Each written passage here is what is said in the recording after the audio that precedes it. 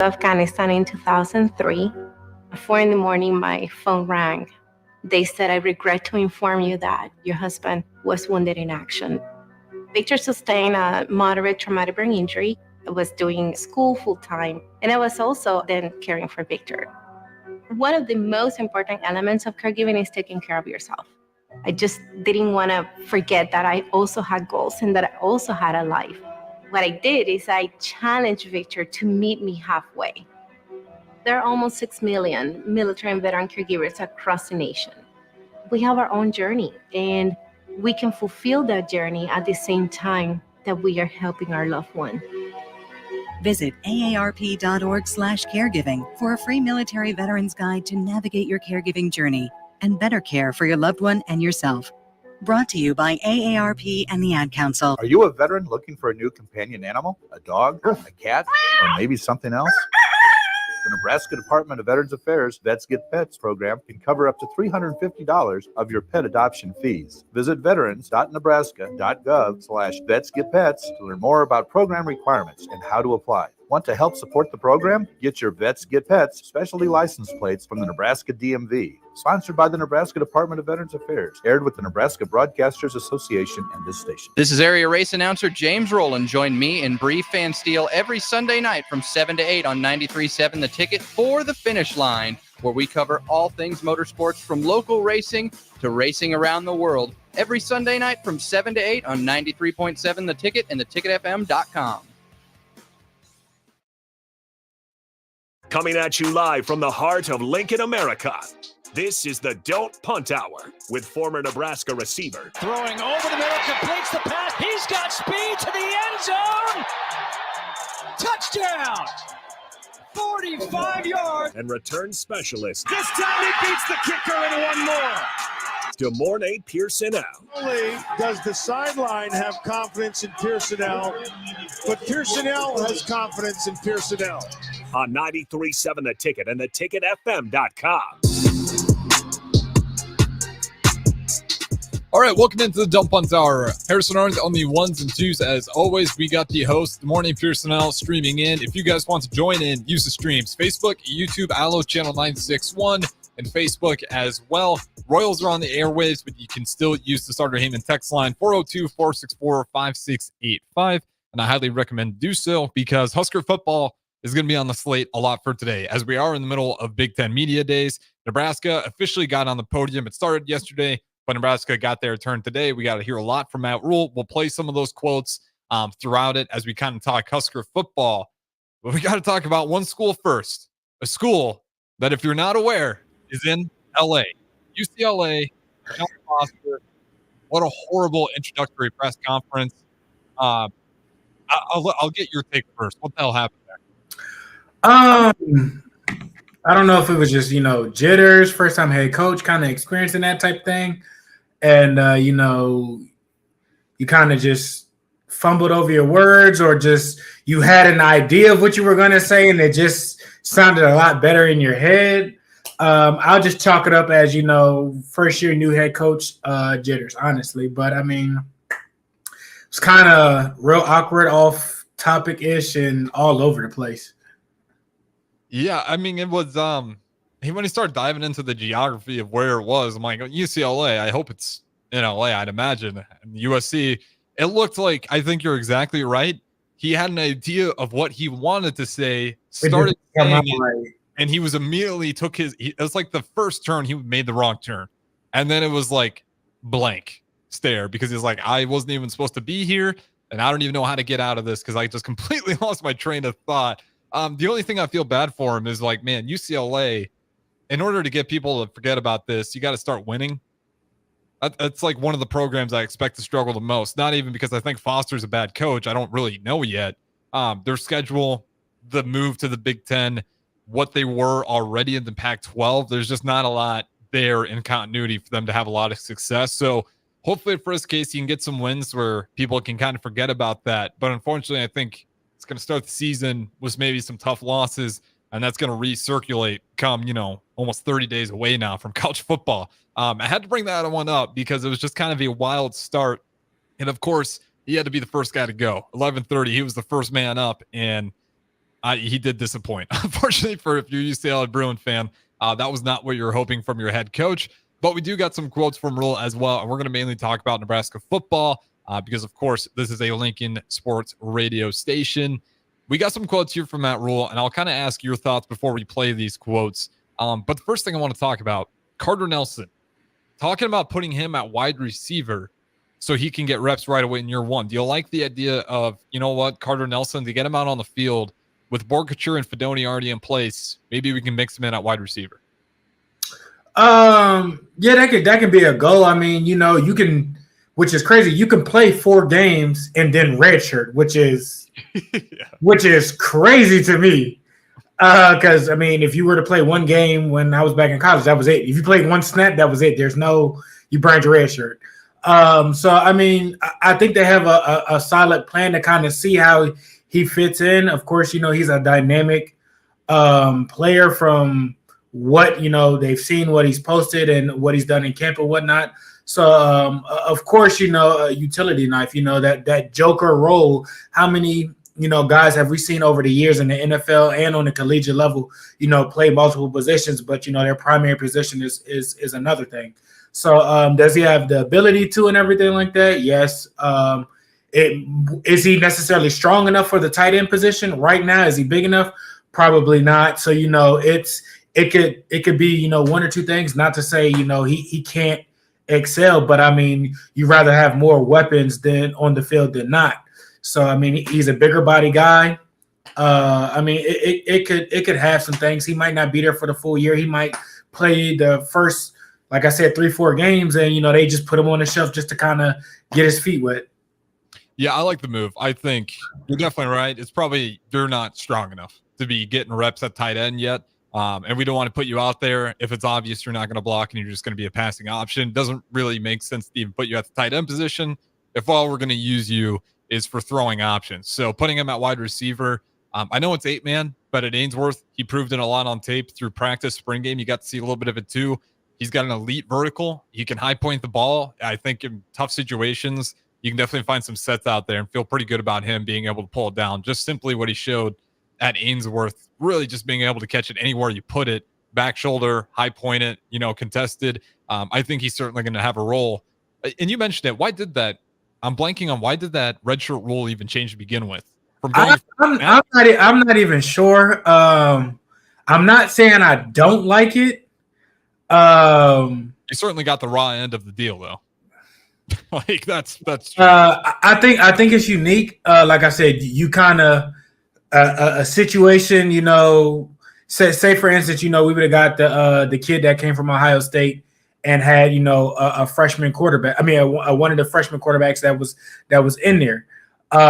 You kind of throw him in there because you only had 1 year with the transfer guy. You kind of giving your quarterback reps. He's getting to see things and everything like that, and that way when it's their time to kind of take the next step, they've already kind of had a teaspoon of it. So I think it can be good if you kind of have a plan with it to just, like I said, just kind of get kids' feet wet. You're not trying to play along with their emotions or anything like that. You let them know, like, hey, we're gonna redshirt you, but these are reps. It's like stealing. Like, why not do that and get out there to where that way once you played in front of 72,000. You're used to that. You're used to the noise. You're used to the play callers, what to look like, what to look for, and everything like that. So. Like I said, it's kind of an unfair one. I wish it was in place when I was back in school, but like I said, I mean, for teams to not take advantage of that, I mean, unless you have a clear, 3-year starter, and even still, I mean, your first couple of games, you blowing people out anyway. So I mean, why not, put them out there and get those reps? That's exactly what I'm thinking. Like, I can certainly see Nelson out there versus UTEP. Knock on wood, let's take care of business. But you hope that's a game where, like you said, you got some games, we can get some reps in there without burning the red shirt. Yeah, the more I talk to your guys' generation, the more it's like you guys are just on the verge. I was born in the wrong year. Yeah, absolutely. I could have waited a few more years and you would have had some money on your pocket on top of it. But that being said, though, let's go ahead. Let's hear Matt Rule's thoughts. Carter Nelson starting at wide receiver. Yeah, we're playing Carter as a receiver. Our thought process was instead of making him a tight end that could split out, we'd start him as a receiver who could come in and block. So he could be like, he kind of fits in that Janier and Bonner like positionless player. But it's easier to get on the field at receiver sometimes than it is to get on the field at tight end, just learning. So because he wasn't here in the spring, we're going to put him at receiver. The other thing I told him when I recruited him, I said, hey, we're going to create a special position for you. And I'm proud that we did that. We followed through on that because he's a difference maker. And so, how much he knows is going to dictate how much he plays. But he's playing receiver. He can come into the box and be like a tight end, but he can also split outside and win. And I think he'll play a ton of football for us. And then as he grows and develops, we'll see what he is in 2 years. But right now, it's the best way to get him on the field early because he's an upgrade. So really kind words from Matt Rule. Basically, it's when he's recruiting, just for how great of an athlete it is, we're going to have to find a way to get you out there on the field. He mentioned something interesting too, which we talked about, maybe not good enough blocking as the tight end, but a wide receiver, like he mentioned, you could probably cause some threats there. And like I said before, he's got the catching ability where he can win some one-on-one matchups. Thoughts on Matt Rule's comments for Cardinals?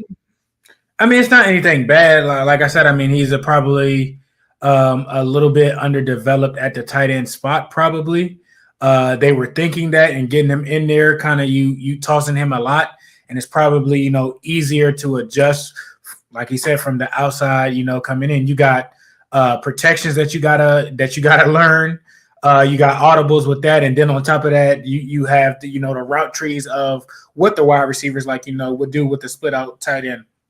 So clearly, they're trying to put a lot on him, and then instead of just piling it on, and you kids might lose their confidence and whatnot. Kind of simplified it a little bit, like see ball, get ball. Look, we're not gonna put you kind of in the box. That might be a little bit more difficult, or you're not just quite there or ready just yet. So I mean, that time will come. Like I said, he might not grow wider out. He might stay slender and more slick to where you can be more so split out outside. So I mean, as he said we'll see in a year or two. So it's just kind of seeing how his body will develop and whatnot. So I mean, it's not a bad thing. Yeah, and we got some more comments here as well about Matt Rule talking about he's going to allow freshmen to play through their mistakes. Where do you draw that line? Before we get Rule's thoughts, I mean, obvious the easiest example is to use Raiola, because it's we can assume if everything stays healthy, if he's the 5-star he's supposed to be, then he is going to be starting to lead the Cornhuskers come that first game versus UTEP. Where do you draw the line on that, on just trusting players to learn through their mistakes, in particular with the quarterback, because that is a very tough position. You don't want to kill their confidence, but you can't be losing games either. I think necessarily if you kind of see the confidence kind of like gone and like they're kind of completely checked out, that's where you kind of like put your foot down. Mistakes are going to happen and everything like that. But if his persona, his personality, and his everyday character starts changing differently, he may be an outward person. If he starts going the opposite way, coming in angry, frustrated, bickering, his mannerisms are a little bit different or whatnot. He's not happy about some things, and that starts going into the small things, him making continuous minimum mistakes, going off on teammates when they're probably not in the wrong. You can start to see those frustrations. I think that's like a place where you can draw the line to where maybe you need to go a different direction or change things up a bit. Yeah, I'm glad you said those words in particular, because this is what I think of every time. I really don't think it's that complicated. Are they checked out?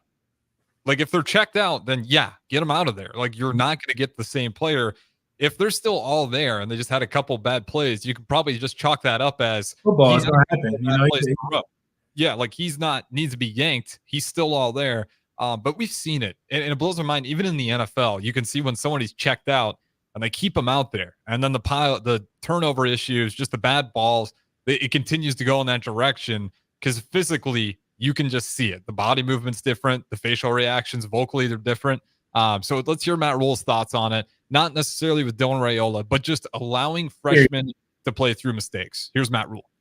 Oh yeah, no, I think There's a lot of people in my year at the end of the season saying, hey, Matt, and people that I trust saying, Matt, let's go get a 1-year quarterback. A lot of people like, man, like, we got to win. We got to win. We got to get some momentum. Let's go get a 1-year veteran senior quarterback. And I'm just always one of those guys. I'm always looking to the future. Like, what's going to be I don't care what people say about what I'm doing right now, but I care very much that when you look back at what I did 10 years from now, that most of the things I did were right, or I did the best I could, right? So to me, it seems the best thing if we look back in 10 years is to bring in young players and play them, let them play through their mistakes, and eventually have a confident guy out there. So we played Heinrich last year, really his first time playing. We let him play through his mistakes. Dylan and Danny right now are playing through their mistakes. So, but to your point, you've got to have some flash now. You've got to make some plays, and you have to have the freedom to make plays. So we can't be safe. You know what I mean? Like, remember when you first started driving? Remember how you first started driving? You had 2 hands on the wheel, and you went well. You never got into a wreck, but you didn't get anywhere.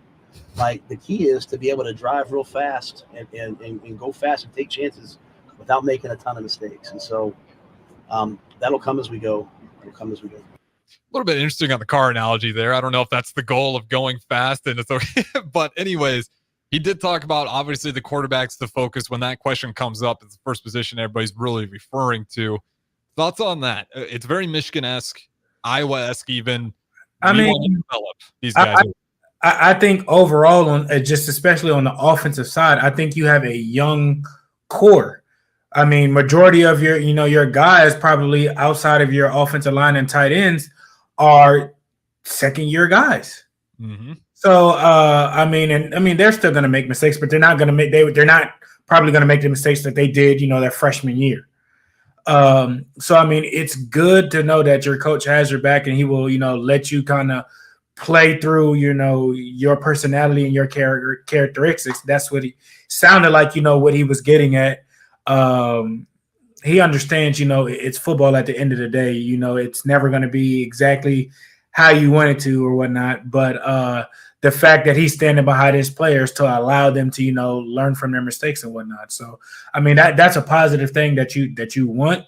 And like I said, those are some of the growing pains that you might go through. Hopefully it's not as many or it's not as much. He learns and picks up things fast. He's confident. Like I said, he's not getting hit.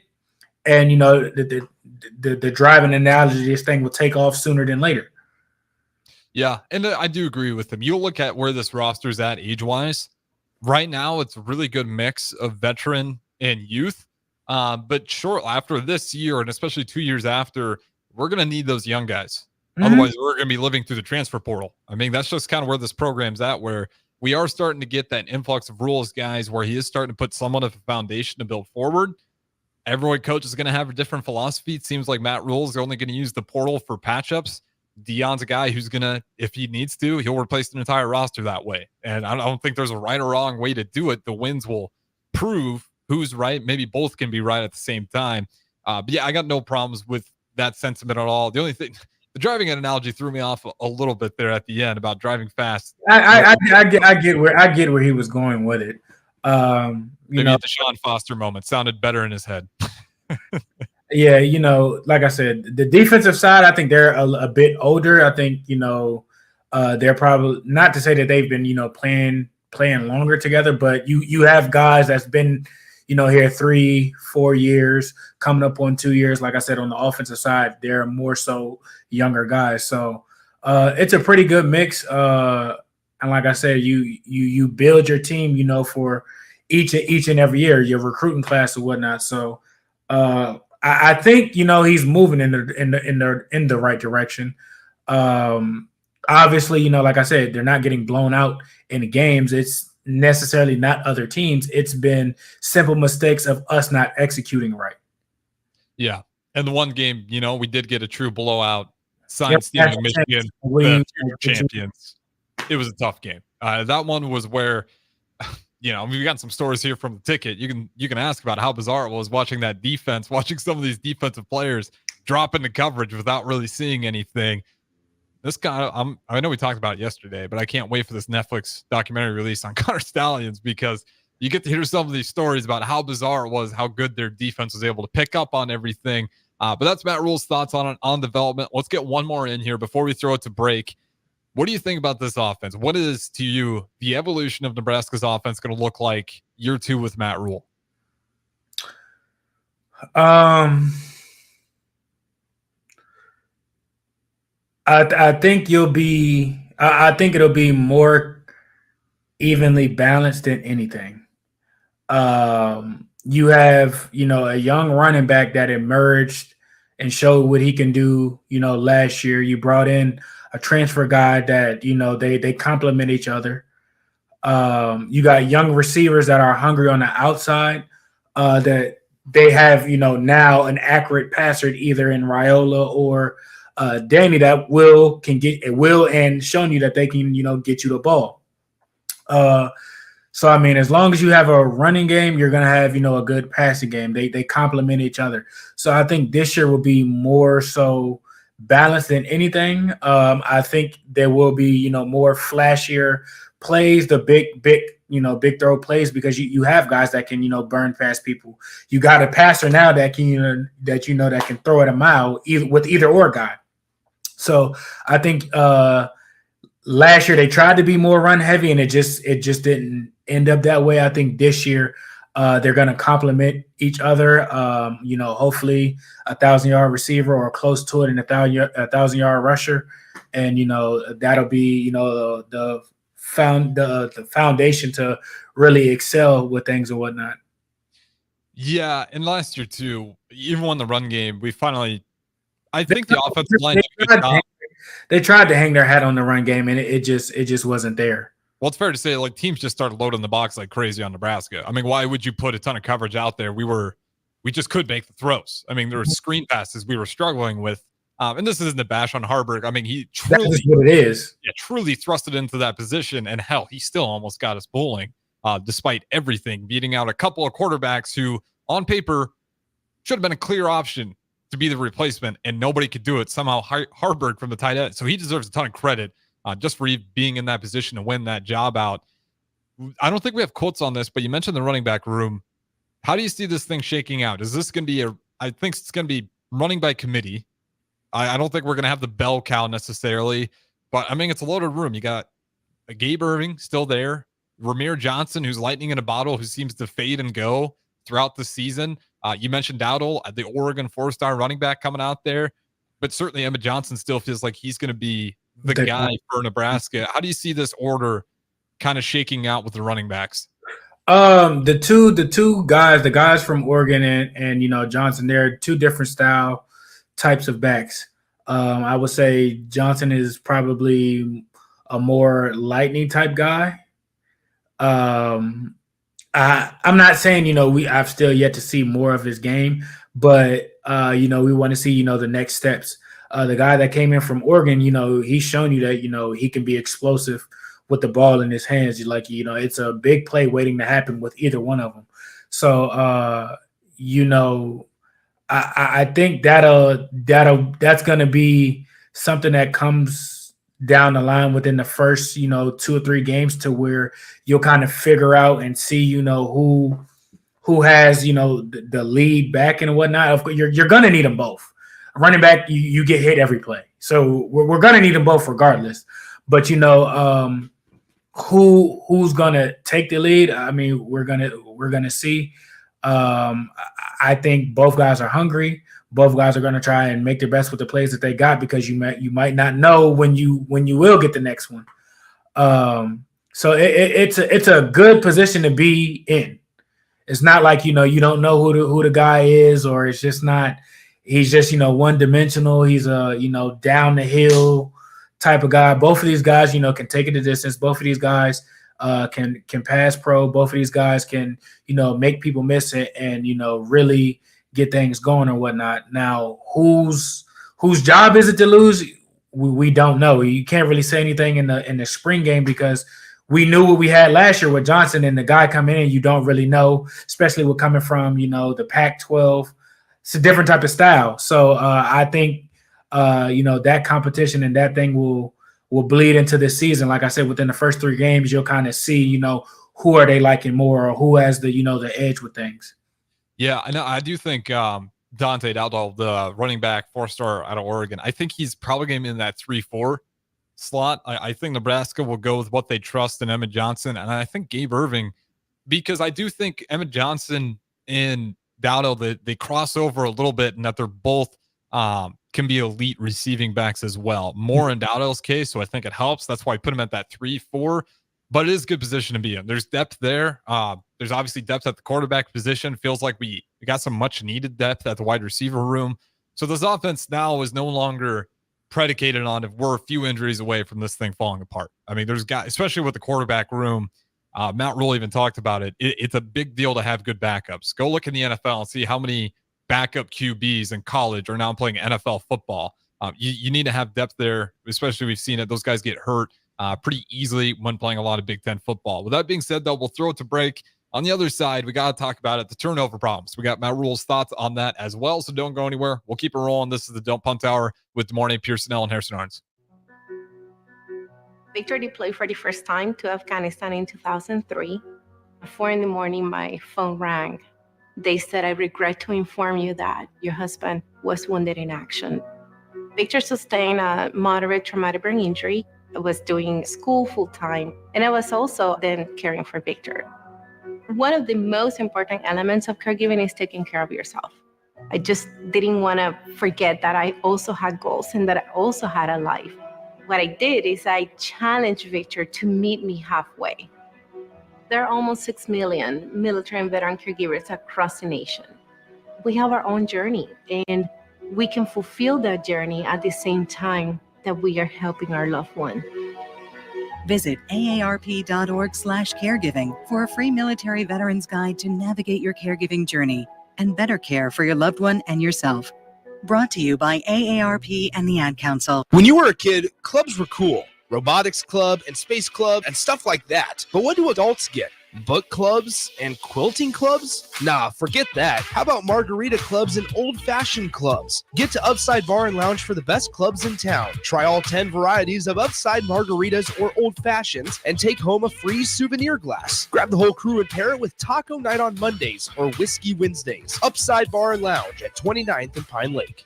Early break with Sip and Jake. I'd never turn it off. I'd never turned it off. I would never turn it off. I go flat 9. Ooh.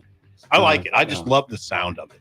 I'd turn it off. I'd walk to a different bar. I wouldn't. Seriously? It's horrible. It's horrible. Bill, what is the why? It's a 194. Why? It just doesn't. No, it's that's just the biggest no. despair we've ever had. Yeah, it's a 194. Nothing. There's that one good thing about that song. Like, I've never questioned you more in my life. Early break with Sip and Jake from 6 to 8 every weekday morning on 93.7 The Ticket.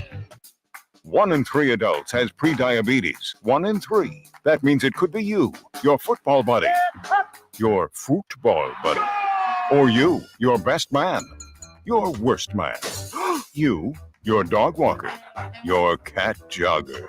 While 1 in 3 adults has prediabetes, with early diagnosis, prediabetes can be reversed. Take the risk test at doihaveprediabetes.org. That's doihaveprediabetes.org.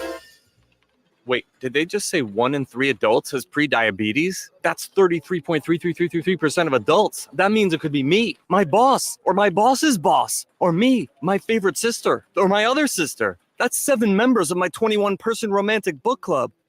Wait, the 1 in 3 could be me, my karaoke partner Carol, or my karaoke enemy Jeff. I'm going to take the risk test at doihaveprediabetes.org.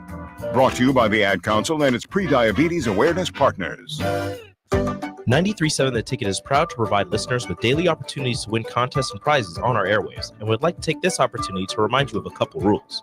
All participants must be 21 or older and must wait 30 days after winning a prize before participating in another contest. Once you win, you have 30 days to pick up your prize at the K&TK Studios, 1040 O Street in Lincoln, or your prize will be forfeit.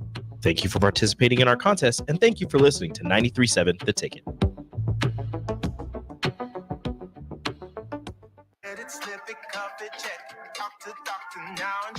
I get it, slip it, cuff it, check it twice a day. I get it, slip it, cuff it, check it in the morning and before dinner. I get it, slip it, cuff it, check it, and share it with my doctor. Nearly 1 in 2 U.S. adults have high blood pressure. That's why it's important to self-monitor your blood pressure in 4 easy-to-remember steps. It starts with a monitor. Now that I know my blood pressure numbers, I talked with my doctor. We're getting those numbers down. Get it, slip it, cuff it, check it. Talk to doctor now and share it. Be next to talk to your doctor about your blood pressure numbers. Get down with your blood pressure. Self-monitoring is power. Learn more at manageyourbp.org. Brought to you by the Ad Council, the American Heart Association, and the American Medical Association, in partnership with the Office of Minority Health and Health Resources and Services Administration. With the Planet Fitness Black Card, you don't just get a great workout, you get a great perk out because your membership is packed with perks. For $1 down and $24.99 a month, you'll get perks like access to any of our 2,400 clean and spacious locations. Bring your friend anytime and both work out with tons of equipment that'll give you that big fitness energy. Relax in the Black Card spa and more. Work out and perk out with the PF Black Card. Join for just $1 down and $24.99 a month. Hurry, this deal ends soon.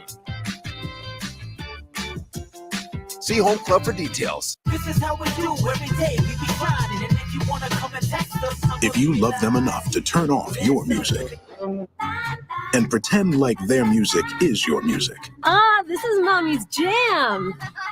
then surely you'll check nhtsa.gov/the right seat to make sure they're in the right car seat. Let's play it again. Check today at nhtsa.gov/the right seat. Brought to you by the National Highway Traffic Safety Administration and the Ad Council. Victor deployed for the first time to Afghanistan in 2003. At 4 a.m, my phone rang. They said, "I regret to inform you that your husband was wounded in action." Victor sustained a moderate traumatic brain injury. I was doing school full-time, and I was also then caring for Victor.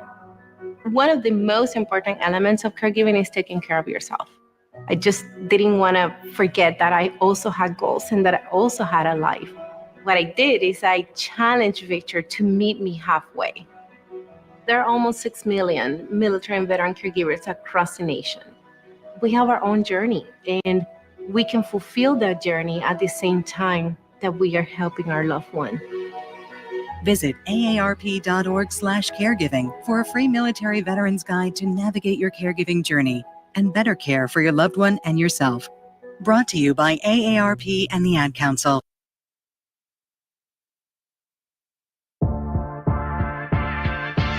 This is the Don't Punt Hour on 93.7 The Ticket and theticketfm.com. Here is your host, DeMornay Pierson-El. All right, welcome back in. Second segment of the Don't Punt Hour. We got the host, DeMornay Pierson-El, streaming in. If you guys want to join in, Facebook, YouTube, Twitter, X, whichever one you want to call it, Allo, Channel 961. I even think we're on Amazon Prime. If you want to go the ultimate professional route, you can also find us that way if you're on the platform. But with that being said, we're going to keep talking some college football, in particular the Cornhuskers, and you guys always feel free to put in your comments. We got one more from Matt Rule that I really want to get to, and it's because we talk about it at nauseum. It might be good to get some actual thoughts from Coach Rule on the turnover problem as I try to pull it up here. DeMornay Pierson-El, while I try to find that quick audio clip, just give me your thoughts on the turnover problem at Nebraska, and how do you even get in front of this thing? Is it a time thing, a culture thing? What's the real key to stopping this? I think putting the kids in better positions. And I'm not saying that they weren't. I think last year we knew the capabilities of certain players, and certain play calling and it was safe for a reason. But I mean, the kid, you can lead a horse to water, but you can't make him drink. So I mean, the kids, I don't know if it was a confidence thing. I don't know if they're just in their head. Okay, I don't want it to do it. I don't want it to be me. So I mean, of course, you're gonna have to talk about it and whatnot. I think they kind of solved a piece of the problem of just having better talent available with bringing people in. So I mean, the turnovers are honestly from one position. Every now and then, fumbles are going to happen. It is what it is. Do I like them? No, but it's a part of the game. But if you can't catch a hike from 5 yards, where that's an issue. So I think they've addressed it well. Like I said, they've made additions to adding a quarterback coach to coach and help kids progress better and whatnot. So, like I said, hopefully it's drastically different than what we've seen. Yeah, certainly. And I know at least one of the pieces of the problems out there in Arizona State now. So that is definitely a big part of it. Hey, it's pretty obvious if you watch Jeff Sims for the Cornhuskers last year. I don't think it was an effort thing. I think it was just total. Is really Deshaun Foster-esque. Is just kind of something just was not clicking for him. So hopefully for Arizona State, he can fix it. Georgia Tech was a problem at Nebraska. I don't know why we thought it'd be different. It continued to be a problem. Now he's at Arizona State. He struggled, throwing the ball. He was late, or he wasn't, seeing what he was supposed to be seeing. And, the bad got ugly quick. Yeah. And you know what? I'll never root against young athletes. So I hope he gets it figured out here. But certainly you feel a lot better about the quarterback room and trying to fix those turnover problems. Let's hear Matt Rule's thoughts. Fixing the turnover problem. Here's year 2 head coach Matt Rule, the Cornhuskers' thoughts on it. Yeah, very few of our turnovers last year were bad luck. I do believe in them. There's to me, there's going to be the tipped ball, great throw, the guy makes a great play on. There's going to be, there's going to be the 50-50 ball. I think for us, a lot of them were just. You go back to the Iowa game. We're literally just running with the ball, and we just fumble the ball with no contact. So I always go back to the root. Obviously, we know the issues turnovers. So, what's the root cause? Well, it's passing efficiency, being able to drop back and throw the ball better. And then it's just also holding the ball properly. So, anytime something's not good, like Ron Brown last year, I said, Ron, why is this like this? He says, because, we aren't coaching it hard enough. So we're trying to coach it harder. And I think at some point when you have good players, there's also a part of it. It's like, hey, if you turn the ball over, you're not going to play. And on defense, if you take the ball away, you're going to play. So I think both those things help us. No, that's his thoughts on it. Can you coach that harder? I don't know. You're turning the ball over and people were still playing. So, well, looking at that offense, it's like you're looking at the end of the bench there and you're like, listen, I know you're great, but you're not ready. We're just not there yet with you. Not all those players are just ready to plug in and play. And that certainly felt like last year. It's like, I felt bad for Satterfield at times. I don't think he was a grand slam job year 1, but also, man, the handcuffs that guy had on him, it's made it incredibly hard to grade.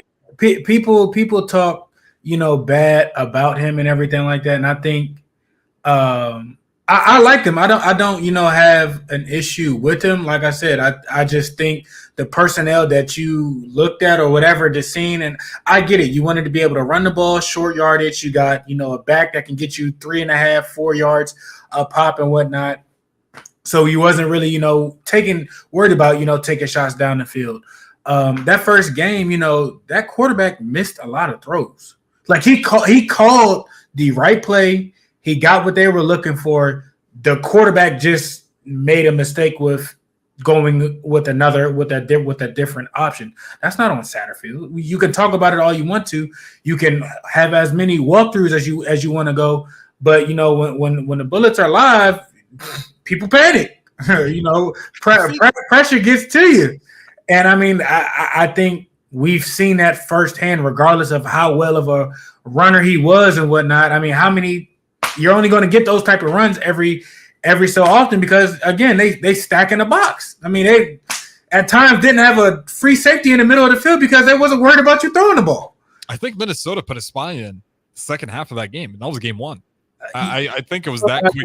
So I'm not putting it all on Satterfield. Satterfield couldn't call what he wanted to really call because you had a guy that was incapable of actually executing and putting the team in a better position. So that's not his fault. It's kind of your fault with bringing the guy in. Yeah. But I understand what you were trying to do. So, it is what it is. I'll cut my loss on that. Yeah, and I can if I try to put myself in the mindset of Satterfield, I kind of get where he was going with Jeff Sims. I still think it was the wrong move. I wouldn't have pulled the trigger on it anyways. The wide receiver core, despite going through injuries, it was pretty shallow to begin with last year. Even if everyone stayed healthy, and especially Washington Jr. doesn't have that bad injury, you still don't look at that as a very elite wide receiver core. If you have him, maybe that because he was hurt by Michigan State, right? Correct. Yeah, it was pretty early. Yeah, so I mean, if you have him, maybe that Michigan State game is a little bit different. Like you just needed somebody on the outside to really make a play, and it's late in the season. But I mean, you also had a guy that couldn't really get people the ball. Yeah, So I mean, whether it was your first choice, your second choice, or your third choice, like you had one guy that every other drive he was doing okay, but when it was those drives where it wasn't a good one, you're putting us in the hole. Yep. So I mean, like I said, I don't blame Satterfield for that because that room was already here before he got here. So I mean, you can only do so much with it. But the guy that you did give the keys to the offense too, like I said, which I understood, you wanted stay in rhythm, short yard gainage. If it's 3rd and 4, 3rd and 3, you got a running back, a power back that can get you. Those 3 hard yards, but offensive line was exactly what it was, and people started stacking the box, and we were left with 1 win less before we can go bowling. Yeah, the only thing I want is to give trust and what, it's okay, I'll take it back. I gotta know with Casey Thompson, what the hell? That's the one guy I just don't understand. If it's true that he got pushed out, that is such an oversight to where I would give serious criticism. If it's him looking for a greener pasture, you're not in control. I get it. You have to find someone to replace him. But we would have been bowling. I mean, he was a mobile quarterback. He could throw it pretty accurately, and he was just happened to be banged up a lot, which kind of led to some not great games for him down the stretch. But for the most part, when he was healthy, he showed early on. Northwestern, we didn't lose because of Casey Thompson. We lost because of a terrible onside kick being up a few scores. But Casey Thompson played great in that game. So I'll never fully understand that one. It's interesting, especially considering the fact he's in Oklahoma. Talk about picking rivalries. Texas, Nebraska, Oklahoma. Pick 3 schools that all hate each other. And then, of course, one stint at FAU as well. But, as we're talking about these former Nebraska quarterbacks, obviously Casey Thompson, not sure what his role is going to be, but he'll hopefully have a better situation where he can get it figured out as well. We'll throw it to our last break here. On the last segment, we do got some comments from Troy Dannon as well, and we'll let him talk about Memorial Stadium, what the renovations are going to look like coming in the short future. So don't go anywhere. One more segment on the Don't Punt Hour. We got the Morning Pierson-El streaming in. The host. We'll talk to you in just a little bit. When you were a kid, clubs were cool. Robotics club and space club and stuff like that. But what do adults get? Book clubs and quilting clubs? Nah, forget that. How about margarita clubs and old-fashioned clubs? Get to Upside Bar and Lounge for the best clubs in town. Try all 10 varieties of Upside margaritas or old fashions and take home a free souvenir glass. Grab the whole crew and pair it with taco night on Mondays or whiskey Wednesdays. Upside Bar and Lounge at 29th and Pine Lake. Early break with Sip and Jake. I'd never turn it off. I'd never turned it off. I would never turn it off. I go flat 9. Ooh. I like it. I just love the sound of it. I'd turn it off. I'd walk to a different bar. I wouldn't. Seriously? It's horrible. It's horrible. Bill, what is the why? It's a 194. Why? This doesn't. No, it's That's just the biggest no. despair we've ever had. Yeah, it's a 194. Nothing. There's that one good thing about that song. I've never questioned you more in my life. Early break with Sip and Jake from 6 to 8 every weekday morning on 93.7 The Ticket. 1 in 3 adults has prediabetes. 1 in 3. That means it could be you, your football buddy, your football buddy, or you, your best man, your worst man, you, your dog walker, your cat jogger. While 1 in 3 adults has prediabetes, with early diagnosis, prediabetes can be reversed. Take the risk test at doihaveprediabetes.org. That's doihaveprediabetes.org. Wait, did they just say 1 in 3 adults has prediabetes? That's 33.33333% of adults. That means it could be me, my boss, or my boss's boss, or me, my favorite sister, or my other sister. That's 7 members of my 21-person romantic book club. Wait, the 1 in 3 could be me, my karaoke partner Carol, or my karaoke enemy Jeff. I'm going to take the risk test at doihaveprediabetes.org.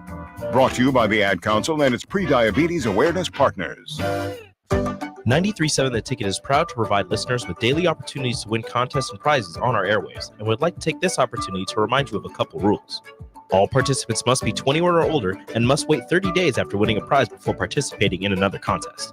Once you win, you have 30 days to pick up your prize at the K&TK Studios, 1040 O Street in Lincoln, or your prize will be forfeit. Thank you for participating in our contest, and thank you for listening to 93.7 The Ticket. it, slip it, cuff it, check it. Talk to doctor now and share it. I get it, slip it, cuff it, check it twice a day. I get it. Slip it, cuff it, check it in the morning and before dinner. I get it. Slip it, cuff it, check it, and share it with my doctor. Nearly 1 in 2 U.S. adults have high blood pressure. That's why it's important to self-monitor your blood pressure in 4 easy-to-remember steps. It starts with a monitor. Now that I know my blood pressure numbers, I talked with my doctor. We're getting those numbers down. Get it, slip it, cuff it, check it. Talk to doctor now and share it. Be next to talk to your doctor about your blood pressure numbers. Get down with your blood pressure. Self-monitoring is power. Learn more at manageyourbp.org. Brought to you by the Ad Council, the American Heart Association, and the American Medical Association, in partnership with the Office of Minority Health and Health Resources and Services Administration. With the Planet Fitness Black Card, you don't just get a great workout, you get a great perk out because your membership is packed with perks. For $1 down and $24.99 a month, you'll get perks like access to any of our 2,400 clean and spacious locations. Bring your friend anytime and both work out with tons of equipment that'll give you that big fitness energy. Relax in the Black Card spa and more. Work out and perk out with the PF Black Card. Join for just $1 down and $24.99 a month. Hurry, this deal ends soon. See Home Club for details. This is how we do every day. We be grinding, and if you wanna come and text us, If you love them enough to turn off your music and pretend like their music is your music, This is Mommy's jam. then surely you'll check nhtsa.gov/the right seat to make sure they're in the right car seat. Let's play it again. Check today at nhtsa.gov/the right seat. Brought to you by the National Highway Traffic Safety Administration and the Ad Council.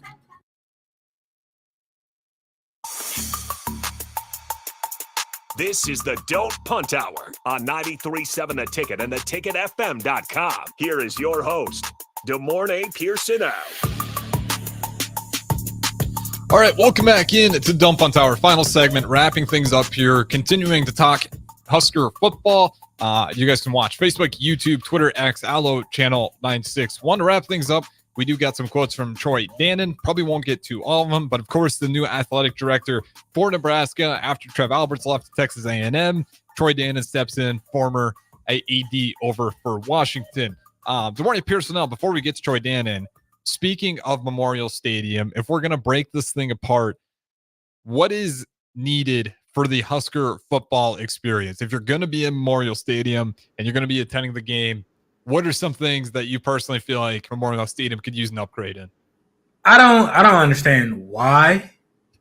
Like they just built. I mean, they didn't just built it. I mean, my freshman year, I think they just finished the renovations on East Stadium or West Stadium. I believe that was East. Yes, East. So like what you got to where you wanted at. It's a great place. It's rocking. So it's like, what are you trying to take away now or do differently? Give it more suite level seats or more comfortable seats? Like it's a football game. Like come on now. Like what are we doing? There's some things I think are important, and I'll ask you this. Just because I know the Southside Stadium, there are certain points. I think it's more for the functionality of it. Because there's certain situations where, I've never been in it, but say you need to get in from the other side, you'll have to walk all the way outside the stadium just to wrap around in order to get into the correct side. So there's certain things where I think it's more focused on the south side of the stadium, which I can understand. But other than that, I think it's pretty much where it's at. The only other thing I could think of, if you want to add to the fan experience, the seats feel fine to me. I know that's a big deal for a lot of people. I don't particularly mind it. Maybe you can get better seats, but I think it's fine. You're going to be standing the whole game. Every third down, the whole stadium stands up. That's my thought process. How often do we have third downs? Like, that's the whole game. So, I mean, majority of the time you're at the game, you're standing up. Yeah. You know what I'm saying? So, anything that they needed to change or anything like that, the stuff with the light show and everything like that, whenever something takes off or, something or another university or another conference does something to, make their stadium better or an experience, for their fans and everything like that, Nebraska picks things up typically fast, and it's second to none. So I mean, the whole red light thing, that's awesome with the lights everywhere. Yeah, Thunderstruck. Love that. You just redid the tunnel walk with the screens and whatnot like that. So I mean, you upgraded everything that I feel like you would need to. Grass. Can't forget about that. That's part of the plan as well. So I mean, well, I'll take the grass is fine. Like that will be my one. Like that would need to be get handled and whatnot. Other than that, I mean, sound system's great, light shows great, fireworks awesome.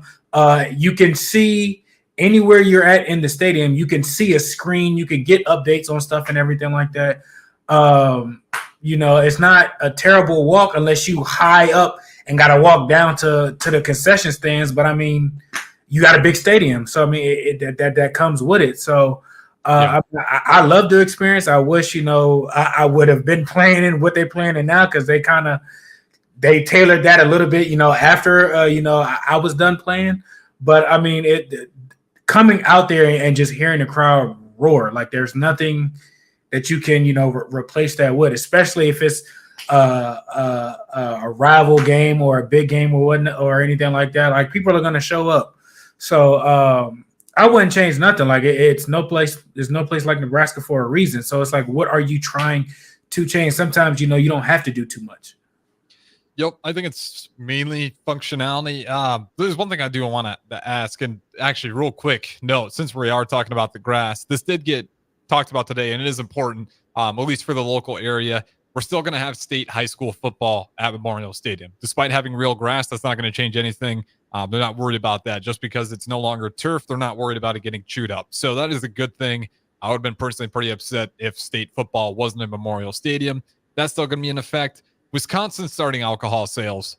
I'm pretty neutral with Nebraska. I don't care either way, especially now that I work on Saturdays. I'm definitely not drinking. But is that a thing that we should consider? Do we sell alcohol at Memorial Stadium? I don't. I think everybody's saying, "Oh, Nebraska fans." I think they would. I think you get a different side of them.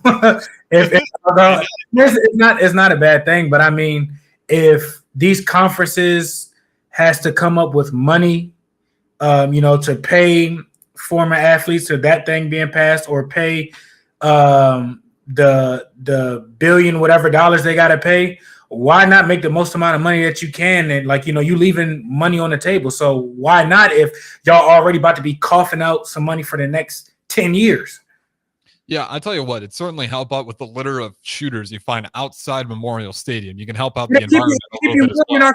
It'll keep you warm in October. There you go. Why not? Trash, keep you warm, and maybe Nebraska drops the Nice Fans Act once you get a few beverages poured in them. Real quick, before we wrap up, we'll listen. This is what Troy Dannon had to say, updates on the stadium renovation. We'll listen to this, short comments on it, and then we'll wrap things up. Here's Troy Dannon. Well, a lot of it's just been settling, getting a staff built, getting somebody. I just hired somebody that I had hired at Tulane to come in and oversee facilities and capital planning. I've got a meeting scheduled with the architects again here just to kind of recalibrate where we at with East and West designs. Let's start with what are the price tags. So, I don't think there's nothing imminent, and I don't think you'll see anything imminent, at least through the season, as far as this is going to happen with the stadium or that's going to happen. There are. Okay, so I'm going to cut it off short there because that's the point I want to. Nothing imminent. So this is in the works, basically letting you know, yes, we're still working on it. That was kind of a fear for people, especially with Trev Alberts leaving. It's like, is all this planning a waste of money going to wash, or what was the purpose for all that? He basically just saying it's still in the work, nothing imminent. We're getting it piece by piece together. So I'm good with it there. Like you said, I don't know if there's a whole lot else to add to Memorial Stadium outside of small things for the fan experience, like the bathrooms, heaters to keep people warm or whatnot. But I mean, they got that. I mean, once you step it inside, so I mean, again, I mean, you can get more comfortable benches, or get benches with a back plate on it. Like, but I mean, that's a reach. Like I said, majority of the game you're standing up. Every third down, everybody's on their feet. Yeah, I personally don't care about whether offense or defense. Like it don't matter. Yeah, maybe this will be a good question. You'll have to ask me again, when I'm 50, what I think about it, if they need upgrades for better seating. But as I sit right now at 25, I think it's at a pretty damn good spot considering, and we'll see when Colorado comes to Memorial Stadium, that place will be rocking, and we'll all feel pretty good about how great of a location. It's one of the cathedrals of college football, and that's absolutely fair to say. Shout out, good morning, Pierson-El. On time as always. This is going to wrap up the Don't Punt Hour. We'll do it again for the last time this week. Tomorrow, Thursday, we'll talk to you then. But for the meantime, take a weeknight. We'll keep it rolling.